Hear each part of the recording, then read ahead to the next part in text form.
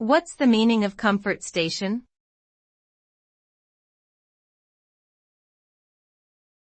Comfort station.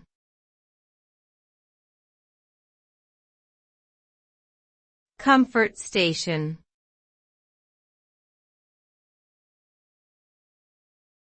Comfort station.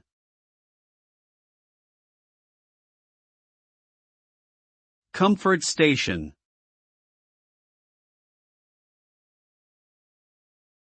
Comfort station is a term used to refer to public restroom or toilet facilities, especially those located in areas where access to private facilities may be limited or unavailable. The term originated in the military during World War II and was also used by Japanese military to refer to brothels. Today, the term is primarily used to describe public restrooms in public parks, tourist attractions, and transportation hubs.